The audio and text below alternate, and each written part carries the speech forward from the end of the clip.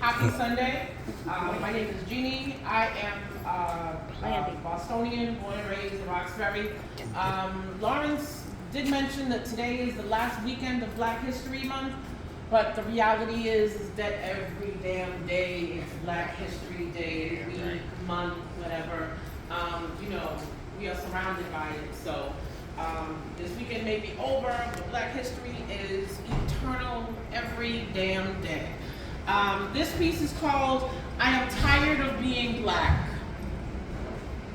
A few thoughts after reading an article called, I Am Tired of Being Black.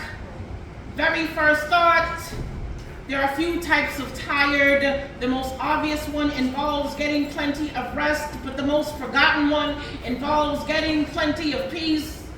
Black people are long overdue for both. Second thought, how could someone actually be tired of being something as ridiculously awesome as being Black? I mean, we got Motown, soul food, Wakanda, hip hop, the pyramids, Denzel. Third thought, I'm reminded of this dope poem where the poet Rudy Francisco breaks down the experience of the Black diaspora as being Black is an extreme sport. I, for one, am just tired of always losing the game. Thought number 4, having to be the official spokesperson for all of my fellow Black delegates is an exhausting task. No, I don't know where to get you some killer weed. No, I won't let you know how to turn your house into a trap house. And no, I am not related to Cardi B. Thought number 423. I am tired of explaining to my sons that the rules of the game are not the same for them. Black boy wears hoodie, gets shot. White boy wears a Make America Great hat again, gets interviewed by Good Morning America. Thought number 7,890, subsection B. Sometimes being Black can be downright exhausting. Like those heart-wrenching anxiety attacks I get every single time a police car swerves into my rear view, and I remember how they did Sandra Bland. Or when the white family staying in the same hotel as I am stops me in the hallway asking me for new towels. Or when I hear gunshots fired off in the distance and my sons haven't made it home again. What do you do when your Blackness makes it so hard to exist in this world? And the world's response has always been, why do you exist in this world? So you damn right, I am tired. But unfortunately, it is not the kind of tired that can simply be cured by getting plenty of rest.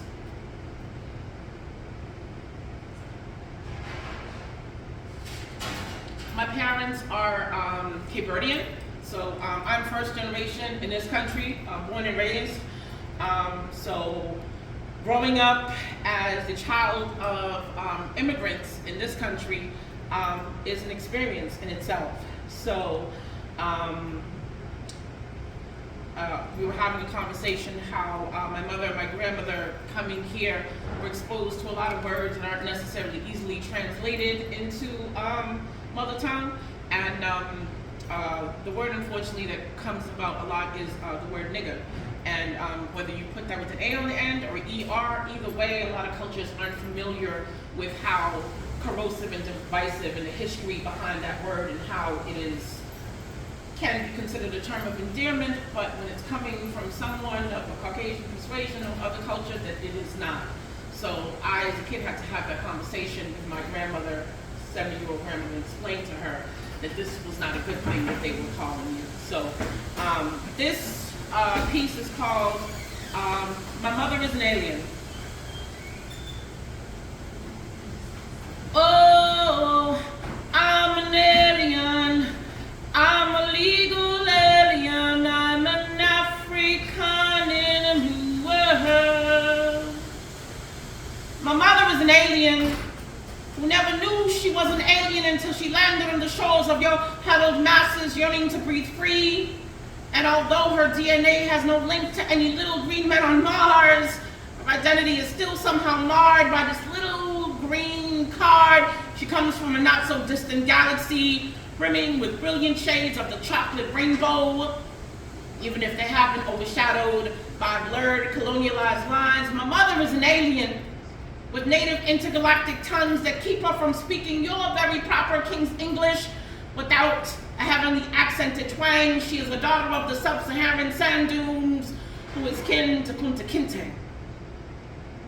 My mother was an alien who left her mothership light years ago to go off and explore a whole new galaxy and chase these fleeting notions of a so-called American dream that have somehow burst into a technicolor nightmare. She has been a citizen of this country for over 50 years, yet still gets treated like she is public enemy number one. My mother is an alien who has had to remind a few of her neighbors that by honoring her red, black, and green, it does not diminish your red, white, and blue. She respects her adopted home, but is long grown weary of its slumlord tactics. Imagine living in a matrix that spits on your skin and your culture, then kidnaps and carbon copies that shit, all for its own pale-faced privilege. My mother is an alien, and somehow still manages to muster up some patriotic love for this kidnapped land of keeping up with the Kardashians. She really believes in the land of the free and the home of the brave. I just don't have the heart to break it to her that it doesn't believe in her. Thank you. Praise God. Yeah.